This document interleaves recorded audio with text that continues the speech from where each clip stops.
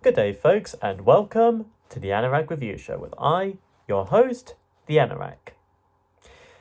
Time for another self-titled eponymous album, a debut album by another beloved rock band of the 70s and 80s, the Dire Straits. The last time I talked about them was with their 1982 album, Love Over Gold, which had some very good songs such as Telegraph Road and Industrial Disease, as well as possibly one of my favourites of theirs, Private Investigations.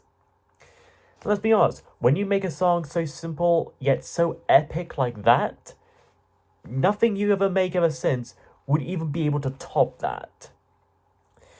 But right now, instead of moving forward, we're moving backwards, all the way back to the beginning. There's not too much background or history of much interest to really get into, other than that this album reached number 2 in the US Billboard Albums chart, as well as number 5 in the UK album chart, and it even got certified double platinum in both. And it was produced by Muff Winwood, brother of Steve Winwood, both members of the Spencer Davis Group. And Muff himself would also produce the Spark albums Kimono My House and Propaganda. So quite a bit of a reputation there. But right now, let's jump into the Dire Straits' 1978 eponymous debut album, Dire Straits. The cover here is pretty decent and minimalistic, painted by artist Chuck Loyola. I couldn't find much information about him online other than that he's credited for this particular artwork, so again, not too much to say, but boy, isn't it quite nice. It has this sense of ambiguous melancholy. It's not too flashy or busy or anything, it's simple and clean. It's very much capturing the mood of the overall music. Speaking of which, let's actually get into it, shall we? We begin the album with Down to the Waterline, which itself has a pretty nifty start, quiet yet sporadic with that distinct guitar going in and out for nearly a minute behind the music before it all kicks off really proper. The drums of Pick Withers, the bass of John Easley, the rhythmic guitars of brothers Mark and David Knopfler, it comes together quite nicely. We hear Mark's distinct drawl vocals as he sings about his memories of walking down the River Tyne with his crush during the teenage years. Sweet Surrender on the Quay side, you remember we used to run and hide. Let me tell you, those games of hide and seek with the people on the boats who would pass by were pretty extreme, just putting it mildly. Near misses on the dog leap stairways, French kisses in the darkened doorway. However, we nearly missed seeing the Joker doing his iconic dance on those stairways, so we got a pretty good close view. A foghorn blowing out wild and cold, a policeman shines a light upon my shoulder. It actually turns out that he dropped his wallet while walking and the policeman is just coming by to return it to him. Up comes a coaster, fast and silent in the night. Over my shoulder, all you can see are the pilot lights. While there's certainly, I'm not sure if I would call a roller coaster silent. Or maybe there's one out loud that's genuinely quiet. Feel free to correct me on that with an example. No money in our jackets, and our jeans are torn. Hiring a tailor is going to prove very uneasy. Your hands are cold, but your lips are warm. Must be some pretty powerful chapstick then. She can see him on the jetty where they used to go. She can feel him in the places where the sailors go. And she can taste him in the cafe they used to visit. Anyway, yeah, this is a fairly simple yet nice and groovy track to listen to, as well as to begin not only this album, but the Dire Straits band as a whole. Next is another watery song, Water of Love. Continuing on that peaceful and tranquil vibe from the first song, while still having its own sound and mood, starting off with what sound like a wooden tapping as well as thumping drums and a very bluesy country sounding guitar. This is a kind of faux Americana feel to it. Like I'm sitting in an open door cargo train carriage and just looking out at the landscape as it all passes by. As for the lyrics in question, it's basically a love song that uses a number of metaphors for, well, love, or rather, the lack thereof. High and dry in the long hot day, lost and lonely every way.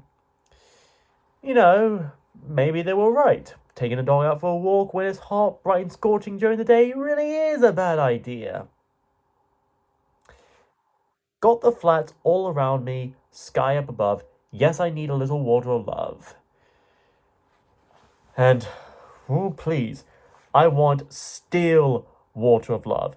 The sparkling water of love is just going to upset my stomach more. I've been too and long lonely and my heart feels pain. Or it could be my pancreas that's feeling pain. Either way, it's still pain. Crying out loud for some soothing rain, I believe I have taken enough. Well, they pray for rains and thunderclouds in the valley of shadowless death. But to the multitude who stand in the rain, heaven is where the sun shines. As you might tell, the song primarily uses water as the main metaphor. To be dehydrated means to be lost without love. To be dehydrated, to be drained of love, if you want to put it that way. But only when you find true love again can you feel rehydrated again. There's a bird up in the tree, sitting up high, just waiting for me to die. Not just to eat my flesh, mind you, he also wants to use my corpse as a nest. If I don't get some water soon, I'll be dead and gone in the afternoon. But I ain't gonna give that bird the satisfaction. I will bite at that vulture's neck and feast on its blood. Just like Aquaman did once in an issue of DC Challenge. Yeah, that actually happened. Look it up. I once had a woman I could call my own. Now my woman, she's gone. Actually, she's actually went out to buy some groceries among some other errands and she didn't get the time to let you know about it. Plus, her phone's dead, so she can't call you. Once there was a river, now there's a stone. You know it's evil when you're living alone. Men go in their own way? How atrocious! It's an abomination! Don't they know that living by yourself is evil? Jokes aside though, Water of Love is another easygoing blues-inspired song, even if it does kind of drift on for a bit. Then we have Setting Me Up. This certainly amps up the wild western country vibes, with the guitars having that whittle-diddle sound and the percussion sounding very tinny and stammery. That said, this happy-go-lucky sounding roots-inspired country rock music is somewhat complemented or even contrasted by the lyrics, seemingly centering around a relationship gone unsurprisingly wrong, as Mark called out his lover. You say I'm the greatest bound for glory, well the word's out and I learned. I learned that I'm actually a below average bound for glory. I got the latest side of the story, you're pulling out before you get burned. Though to be fair, I can get a little bit combustible in the bedroom. Well, your hands are squeezing me down to the bone. I never saw you breaking no law. I saw you break every law imaginable. Yes, even perjury. And crushing me as well, if that counts. Partway through the song, we get a little cool guitar solo that suddenly does well in emulating that late night rockabilly vibe, like something you'd hear being played out loud through old dusty worn out speakers in a petrol station or service station in the middle of nowhere. very on par with Led Zeppelin and some of their more bluesy songs as well. You're setting me up to put me down, you're making me out to be your clown. I mean, do I really look like a clown with a plan? Do I even look like the kind of clown that could start a movement? You think I care about reactions, you think I don't understand. But in fact, I do understand. I understand that you care about my reaction to you caring about reactions.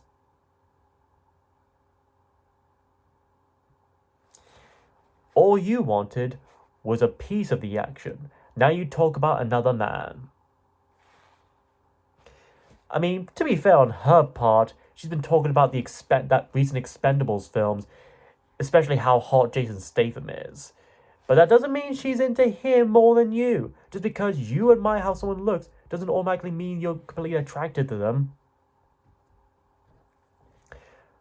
While I may not be as big a fan of old American country music or bluegrass music, there are many songs and exceptions I'll consider really good, memorable, and even worthy of listening to, and Setting Me Up is one of them. And when Eric Clapton himself did a cover of this for a live album of his, released about a year and a half later, you know it's got to be good. Afterwards is Six Blade Knife. A knife with 6 blades. Looks like something Rob Liefeld would come up during his Youngblood days. Anyway, this one is definitely a much more chill and relaxing tune with both the guitars and the bass. However, that said, much like with Setting Me Up, this too clashes with its lyrics, somewhat. As the title may suggest, this song is about this 6-blade knife and the apparent benefits it can do. Your 6-blade knife can do anything for you, anything you want it to. Can it really, though? Can it help in moving a sofa with me? The knife itself and its blades could very much be a metaphor for abuse and manipulations in a relationship.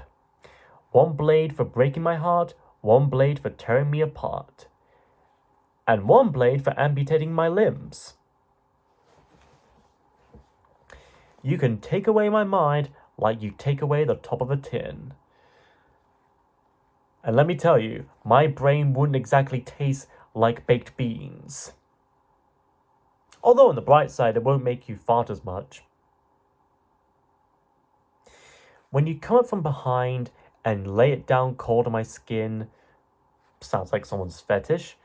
Took a stone for my soul when I was lame, just so you could make me tame. I guess when someone successfully removes your kidney stone via C-section and you manage to survive, you'll do anything for them as gratitude. But in the end, Mark catches on to this and tries to be free of this, not wanting it no more. Whether he actually succeeds in breaking off from this toxic woman is also left ambiguous, but I still like to think he eventually does anyway. Six-Blade Knife is definitely one of the more underrated tracks of Dire Straits, and it does deserve another listen, especially if you're sitting outside and watching the sunset. Side 1 ends with Southbound Again. It's the shortest song on the album, barely reaching the 3-minute mark. It's more lively than the previous one, with its simple and jolty guitar riff that opens the overall track. It's also very quick and straight to the point, possibly due to its short duration, with the drums, bass and vocals joining before we can even reach 10 seconds in. The song in question centers on a young man who doesn't seem to know whether he's heading home or leaving home, but he's roaming southbound regardless. Without money or a place to go or stay in, he is quite lost. Every single time I roll across the rolling River Tyne, I get the same old feeling. Now, some have said that the song might also have a bit of an autobiographical theme to it, evident with the mention of the River Tyne. You see, Mark and David were born in Glasgow, Scotland, and had moved at a young age to Newcastle, in which the River Tyne goes through. Then they met up with Pick and John, both of whom were from Leicester, the university of which my mother went to, by the way, just FYI. and together formed the Dire Straits in London. So with all that, going southbound could refer to Mark and David travelling down to Newcastle and then again much further down to London. It's almost like a road trip song or travelling song when you think about it. And if you enjoy that kind of stuff, or maybe even relate to having to move so far to a new place, from place to place and all that, I think you might quite enjoy this. Side 2 begins with possibly the most famous song in this album, if not all of Dire Straits' music next to Money or Nothing, Sultans of Swing. Their first single, and most certainly the one to put the band on the map. It peaked at number 8 here in the UK, number 6 in both Ireland and Australia, number 4 in Canada and the US, and above all, number 3 in South Africa of all places. They must almost really like this song that much almost. But hey, it's not hard to see and hear why this song is still considered a classic even to this day. Its simple yet catchy chords and the Bob Dylan / Lou Reed-esque vocals are nearly unforgettable. It's very much a transatlantic song, sounding both English and American. You can either dance or chill to it. It also reminds me a little bit of Fleetwood Mac's Going Your Own Way, which I already reviewed last year, and funny enough, the Rumours album, which Go Your Own Way is featured in, came out a year before this did. And so in a way, in fact, they both kind of remind me of each other. Both are in that interesting period of the mid to late 70s in terms of rock music, besides the more popular punk rock of the day. Not really full-on hard rock, but not exactly soft rock either. The two songs seem to find that perfect space in between in the very middle. Now as for the lyrics, they were very much inspired by an actual experience Mark had, in which he went to a pub in South London during heavy rain, which was mostly empty aside from maybe a few patrons and a Dixie jazz style band performing who call themselves the Sultans of Swing. So the song itself is essentially about what he saw and felt at that very time, albeit coming up with some names for the band members like George playing an old guitar and Harry playing a honky-tonk. I wonder whatever happened to the actual Sultans of Swing band, and what they'd think of this classic iconic song that they inspired. Another thing to really bring up is that excellent guitar solo that closes up the track overall. It is most certainly either David or Mark's, I don't know who actually plays that solo, but whoever did deserves an award for best guitar solo. If there isn't some kind of musical award out there for best guitar solos, this, along with the likes of Comfortably Numb and Time or I Can't Wait by Stevie Nicks, they deserve this kind of award because it is simple yet hyperactive and brilliant. I don't know how much I could recommend Sultans of Swing. Chances are you probably heard this song before, but if you haven't, go check it out on its own. And if you have already, check it out again. It's worth listening to. And any song that's worth listening to may be worth listening to twice. Next is In the Gallery, the longest song in the album at 6.25 minutes. It's a funky kind of track with some real licking drums and guitars. It also tells more of a story of sorts about a bloke named Harry who made a bareback rider proud and free upon a horse. I guess Harry was tired of playing the honky-tonk for the Sultans of Swing band in the previous song, so he decided to expand in other endeavours. A fallen angel and Jesus on the cross, a skating ballerina, you should have seen her do the skater waltz. However, she's still trying to work on her ice skating moonwalk, and it's not exactly as easy a thing to do on ice and with skates. Some people have got to paint and draw. Harry had to work in clay and stone. Harry would soon find some good work at Aardman Studios. I hear he might be involved in the Chicken Run sequel. Like the waves coming to the shore, it was in his blood and in his bones. He might need to get an x-ray for that, though. However, he's been ignored by all the trendy boys in London and Leeds, so he might as well be making toys and strings of beads.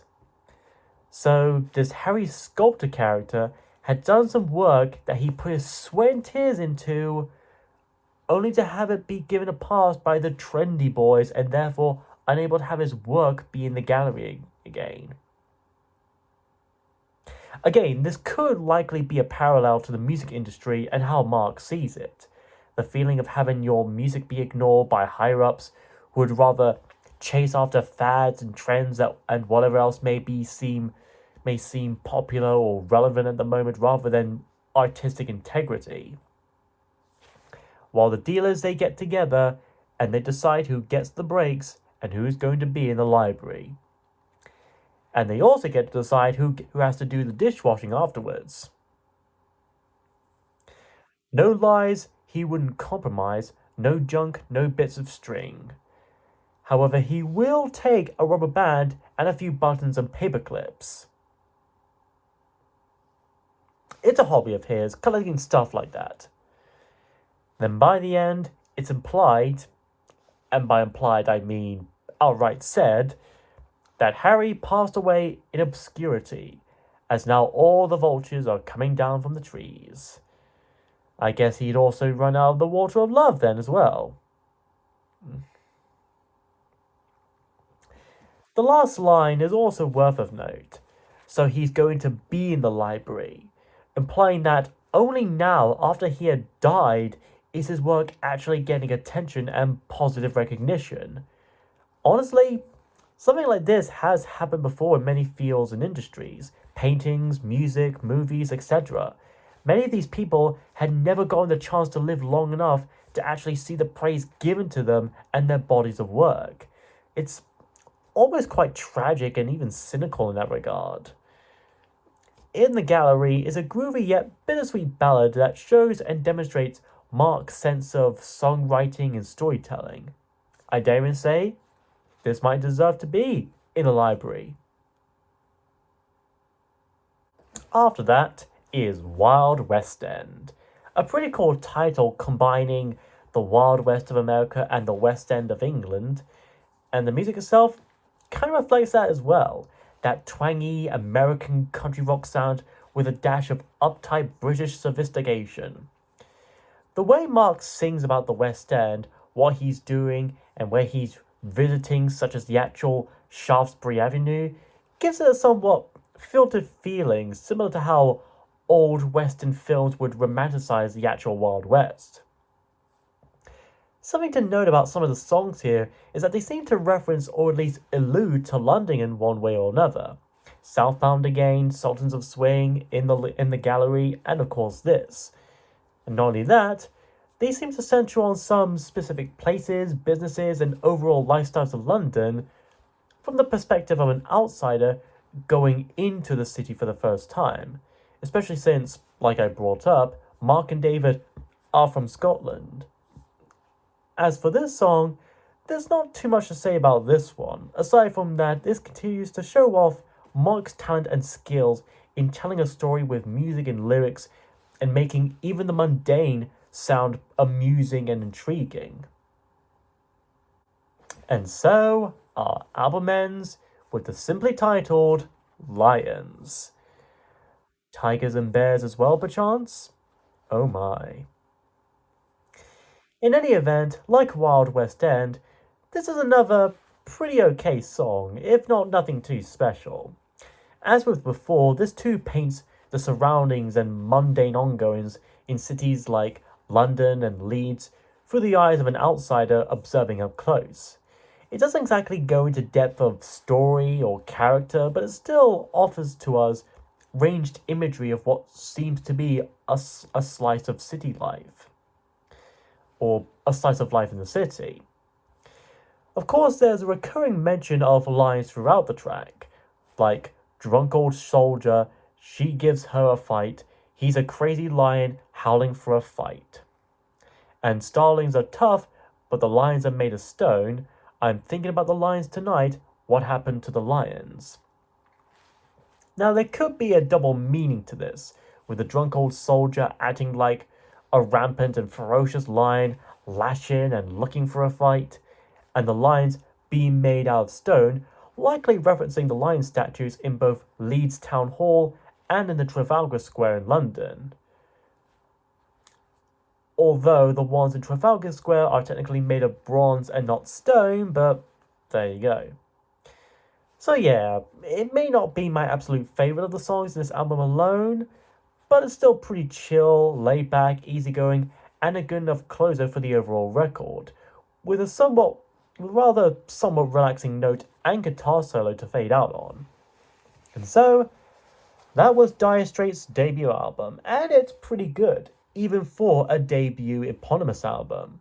Like with Foreigner and Fleetwood Mac, this is a near perfect balance of American blues and British rock influenced into one. Songs like Down to the Waterline, Six Blade Knife, and of course, Sultans of Swing are most certainly the highlights for me at least. Mind you, it doesn't have as much of the variety and scale that we would hear in later albums like Love Over Gold or Brothers in Arms, but this is the first album, so you expect it to be a bit rough in places, with the band still trying to find their footing. But still, if you want to get into the Dire Straits or you want to introduce your friends and family to the band, I still recommend this anyway, along with the likes of Brothers in Arms and Love Over Gold. And if they like this record, they might as well, love the ones that would follow. Next time, we're going to get low for zero as we return to another classic album by the Rocket Man himself.